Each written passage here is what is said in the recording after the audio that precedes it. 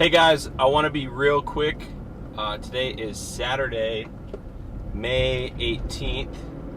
I'm driving to work right now. Yes, I work on Saturdays. I want to come clean on a few things. First off, a couple weeks ago, I produced a quick video talking about some of my goals and my missions. I got a little bit emotional, and I want to be accountable to you guys and let you know what's going on in my life. There's a couple things that have transpired recently. If you just saw my last video, I completed my 200 trips with DoorDash, so that's a mission that I was able to accomplish.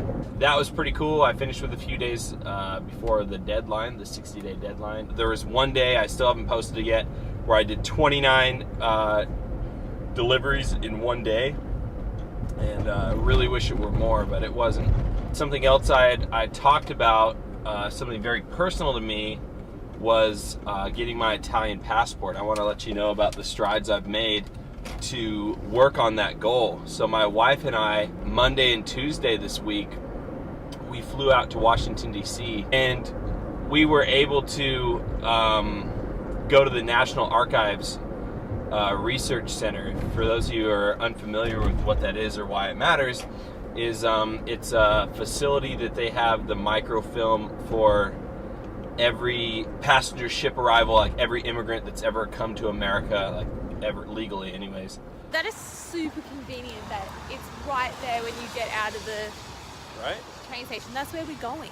That's what we're doing our business today. Super American, and like you just like really, I just thank my forefathers who came before me. Just look around, like this is glorious. Just lots of cataloged information on Ancestry.com. They have institutional access, not just like if you know a personal account that you can get. So they have access to a lot more information than you can get in other places.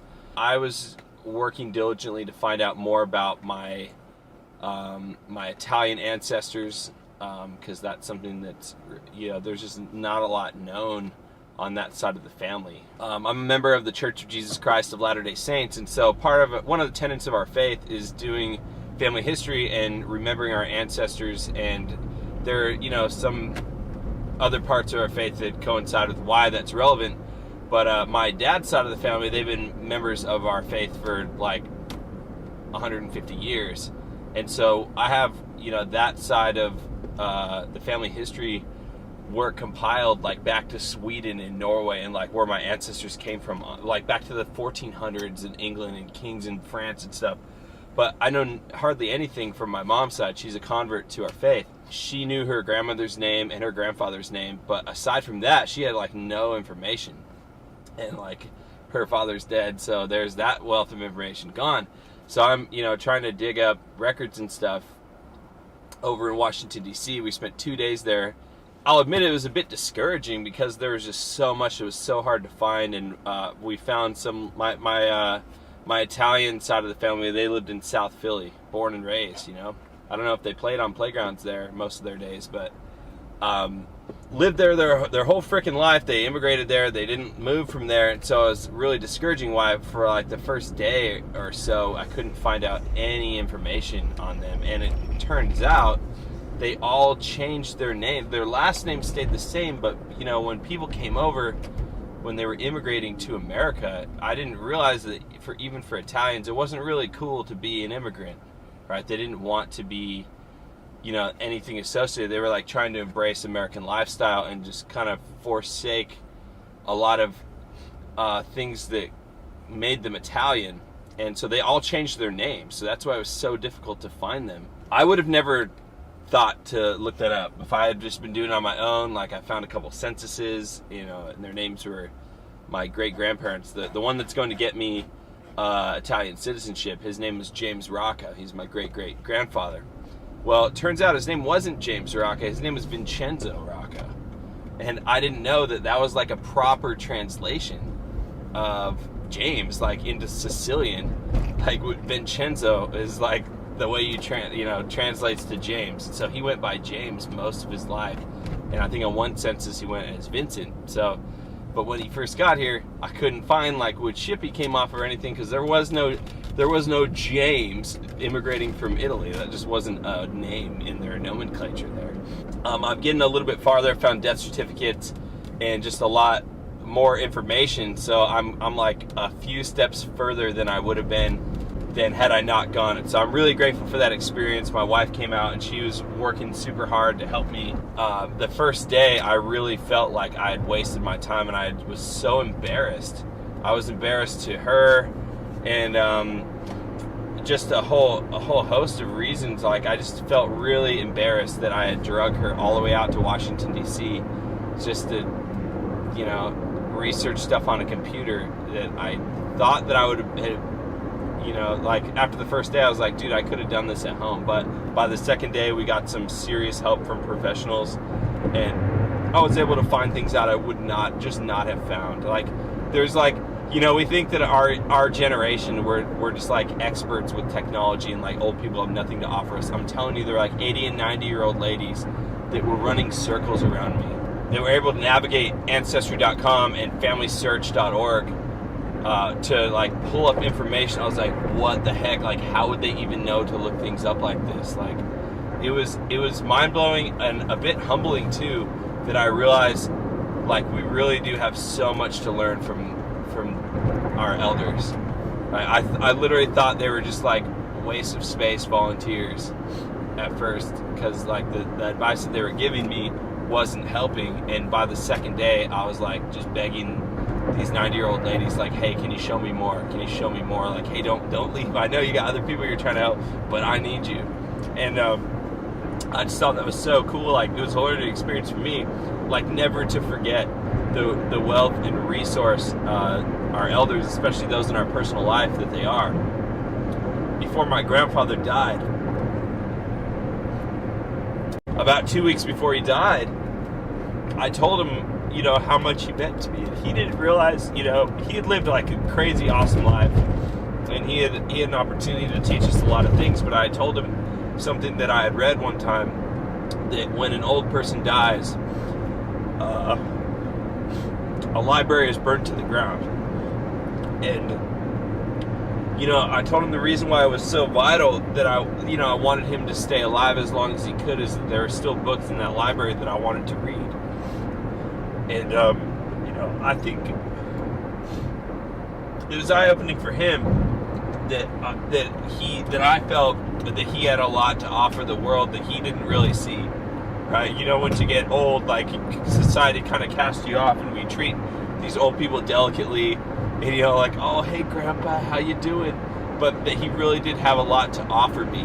I just want to get you up to date with where I am on that goal. Also, I told you I've been listening to a lot of podcasts and motivational stuff. Well, lately I've been getting into Joe Rogan Experience. So I was listening to this one today. It was talking about the opioid crisis, and like the solution to solve the opioid crisis. And so he had this guy on, I can't remember his name, from England, who had studied, there have been similar opioid crises in Switzerland and in Portugal, and the way that these governments have handled these, which are very different from the way that we've handled it. And to the carnal mind, it really doesn't seem like these would work. Like, it doesn't, it's kind of, when he was explaining, it's like, okay, well, let's see where this is going to go. And so one in particular, I don't want to spoil it. Like, I'm actually going to leave a link to this one that I watched in here. And now, first and foremost, before I go any further, let me tell you that I don't condone the use of illegal drugs. I've never smoked or drank in my life. It's part of a tenet of my faith to, like, I treat my body as a temple, yada yada yada, and it allows me to, like, be more receptive to spiritual impressions and just be more alert and awake in life. The way that Switzerland handled the opioid crisis in their country deserves some, like, more attention than it's been given. And so basically what they did is that they tried the American way of just criminalizing behavior. What they decided to do, and the lady's name that came up with this idea, all of this is, now you're just hearing, almost be better just to, like, turn this off and just immediately go to the link in the description and watch this. But they decided to make heroin free and give it to people in pure form as much as they wanted. And you're thinking, like, that is freaking mind-boggling. Like, why? Why would they give free heroin away? And what they found after about 13 to 15 years of doing this, so not only did they provide people with, free heroin that could come in up to twice a day, and the doctors never tried to wean them off or tell them how much they could have unless it was like a deadly dose. Like, they would not give them a deadly dose of heroin. What they found, on top of giving them heroin and providing them opportunities to advance in work, providing more opportunities for life skills and creating a safe family structure for these people, is that over the course of this 13 to 15 years, there was a very, very small percentage of people that remained in the program. That over that time, and now granted, it's not like the stuff you get on the street was better, right? Like, this is like heroin in its purest form, free, completely free, right? That most people aren't addicted to drugs. They don't begin on drugs because, like, they think that's like a great way to live life. But most people are seeking a solution for their depression, right? And sometimes it seems like the most viable solution to the problems in their life. They talk about what's going on in America, and the same kind of things tend to play out, right? That people at Harvard and MIT that have much greater access to opioids, right? Like, it has nothing to do with the access to the drugs. Like, people at Harvard and MIT that can literally get this on demand, you don't see an opioid epidemic in these areas. It's in places where it's kind of harder to get, but the underlying problems are, people are insecure about, like, their financial future, and their family structures eroding, and they, that most Americans are having trouble saving, up to $500 in the bank account. Imagine, like, the mental stress that would place under you when our social media has gotten to the point where that's like the drug that we idolize, being able to post the newest and best and latest thing and how awesome our lives are online. And people that aren't able to do that, it becomes a very depressing world to live in.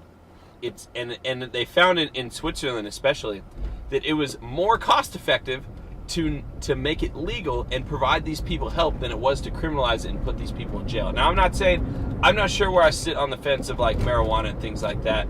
And that's a whole nother can of worms. Like I said, I've never smoked in my life, but I live in California, so it's kind of inevitable, especially the people I've driven around. Like, I swear, like, 1 out of 3 people is high that's in my car.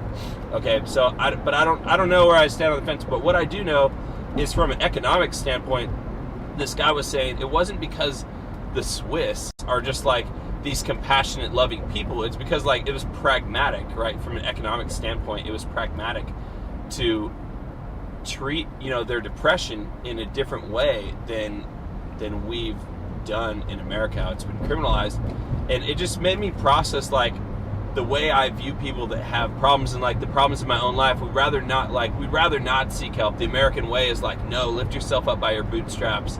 And, like, no, I don't need help. I got this. And if you can't do it on your own, then you have to resort to, like, black market way of getting by with your problems, and how damaging that is. And that's why, overdose rates and stuff are becoming alarming. And it's because we as a society have never been more depressed and more disconnected at any point in our history than we are now. And so what does that all mean? I just want to let you know that it's okay to not be okay.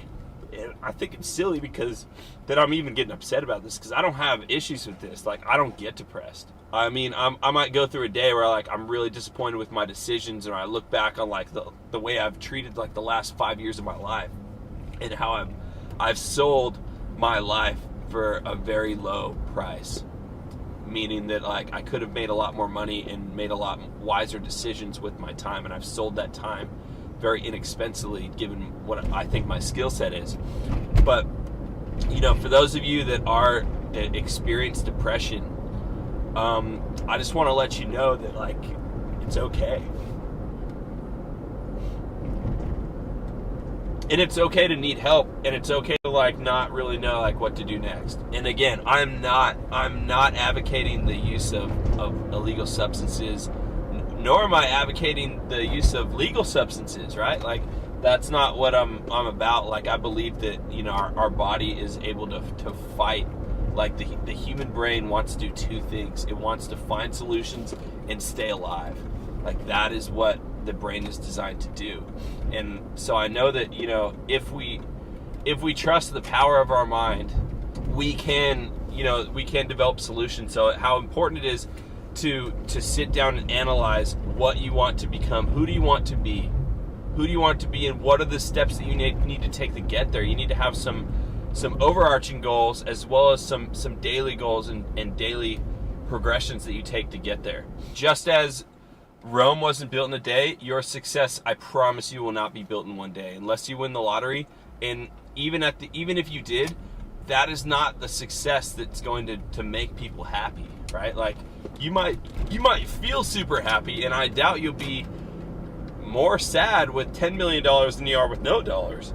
But it's not going to give you the fulfillment that will come from living your best life and accomplishing your goals, right? So like, you know, going back to the whole American dream, to like pulling yourself up by your bootstraps, and what my ancestors did, they came on a sailboat, changed their names to be more American, and then worked their butts off so they could, you know, have a what they viewed as a better quality of life than where they came from in a poor part of southern Italy. I just want you to know, I believe that we're powerful beyond measure. I really do. If I were to have given 100% of myself over the last 5 years, as opposed to 20% of myself, where would my clothing company be right now? Right? Like, where would I be with my current employer? Where would my rideshare channel be right now if I had actually given 100%? And I think if we sit back and analyze, there are a lot of things that we could be doing, and it's you know, this isn't to make you more depressed. It's just to let you know that you have so much untapped potential. Every one of you. Even myself. Like, if you're struggling, just realize, wow, there's a lot of potential in me that's not even being accessed. Where could I be if I did access that? Hey guys, I hope you appreciated this video. I know it was a bit long-winded, but it was just some heartfelt stuff that had been on my mind for the last few days. If you liked this video, please give me a huge thumbs up. If you didn't like it, give me a thumbs down, because I need to know what you guys appreciate and what kind of content I should be creating. If you hadn't subscribed to the channel, please go ahead and subscribe. God bless you. Thank you so much for everything you do for me, all your support. Have a great day.